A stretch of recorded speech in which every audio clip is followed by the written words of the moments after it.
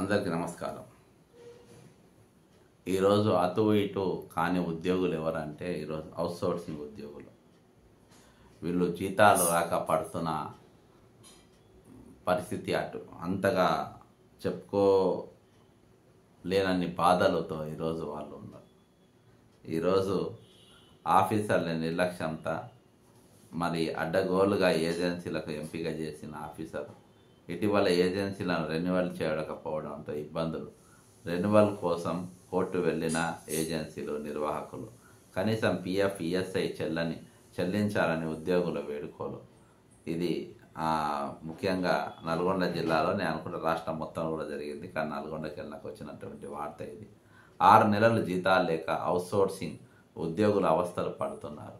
అధికారుల అనాలోచిత నిర్ణయాలతో అధికారులకు ఉద్యోగులకు శాపంగా మారింది. సకాలంలో ఏజెన్సీలను రెన్యువల్ చేయకపోవడంతో ముఖ్యంగా ఉమ్మడి నల్గొండ జిల్లాలోని పనిచేస్తున్న అవుట్సోర్సింగ్ ఉద్యోగులకు 6 నెలలుగా జీతాలు రాక ఇబ్బంది పడుతున్నారు. జీతాల కోసం ఎదురు చూస్తుండగా రెన్యువల్ చేయాలంటూ పలు ఏజెన్సీలు కోర్టును కూడా ఆశ్రయించినాయి.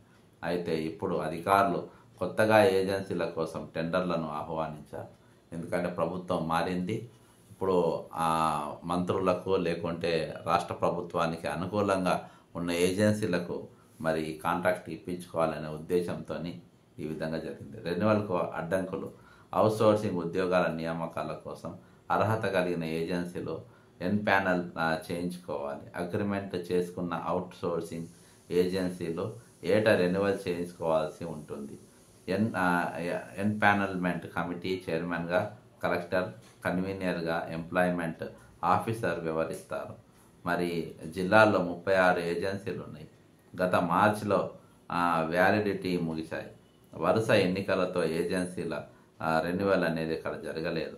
కాబట్టి జూలై 31లో అవుట్సోర్సింగ్ ఏజెన్సీల వ్యాలిడిటీ ముగిసింది.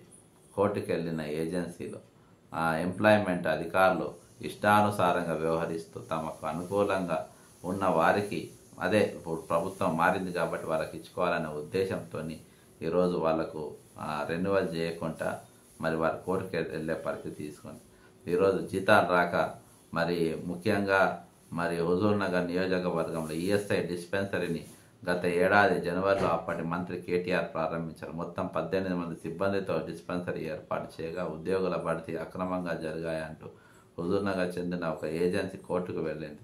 దీంతో ఈ ఏడాది మార్చిలోన మ్యాన్ పవర్ ఏజెన్సీ నుంచి షిర్డీ సాయి ఏజెన్సీకి బదిలీ చేశారు. ఏజెన్సీ కేటాయించిన నాటి నుంచి ఇప్పటి వరకు నిర్వాహకుడు ఉద్యోగులకు జీతాలు ఇవ్వలేదు. ప్రభుత్వం నుంచి అనుమతులు వచ్చినా కూడా బిల్లులు చెల్లించకుండా ఇబ్బందులకు గురి చేస్తున్నారు. మరి ఈ విధంగా అంతేకాకుండా 6 నెలలుగా సిబ్బంది మరి పిఎఫ్ ఈఎస్సి సైతం చెల్లించడం లేదు. పైగా ఉద్యోగాల నుంచి తొలగించి కొత్త వారిని నియమిస్తామని బెదిరింపులకు పాల్పడుతున్నారు. ఈ విషయంపై ఇటీవల కలెక్టర్కు ఫిర్యాదు చేయడంతో ఏజెన్సీ నిర్వాహకుడు భాగోతం బయటపడింది. మరోవైపు గత ఏడాది ట్రైబల్ వెల్ఫేర్ గురుకురాల్లో 21 మంది ఏఎన్ఎం పోస్టులను అవుట్సోర్సింగ్ పద్ధతిలో నియమించగా వాటిని సూర్యాపేట చెందిన ఏజెన్సీ కేటాయించి భర్తీ చేశారు. ఇటీవల ఎంప్లాయ్మెంట్ ఆఫీసర్కు ఏజెన్సీని కాదని మరో ఏజెన్సీ కట్టబెట్టారు. కానీ జీతాలు మాత్రం మొదట నియమించిన ఏజెన్సీ నుంచే ఇవ్వాలంటూ ఆదేశాలు ఇచ్చారు. దీంతో 6 నెలలుగా ఏఎన్ఎంలకు కూడా జీతాలు ఇవ్వడం లేదు. కోర్టు ఉత్తర్వులు జారీ చేసిన అధికారులు రెన్యువల్ చేయకుండా జాప్యం చేయడం, ప్రభుత్వ జనరల్ ఆసుపత్రికి చెందిన ఉద్యోగి ఆత్మహత్య కూడా చేసుకున్నారంట.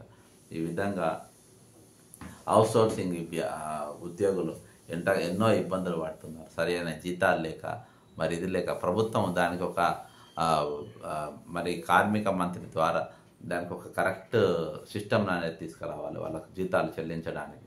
ఈరోజు అనేకమైన నిరుద్యోగులు మరి ప్రభుత్వం కూడా నోటిఫికేషన్ లేక సరైన ఉద్యోగాలు లేక ఏది దొరికినా చాలని చెప్పేసి 10,000కు కూడా పనిచేసి ఈరోజు చాలామంది పీజీ చదివిన వాళ్ళు కూడా ఈరోజు అపార్ట్మెంట్లలో ఆయా జాగాలలో సెక్యూరిటీ గార్డులో పనిచేసే పరిస్థితి.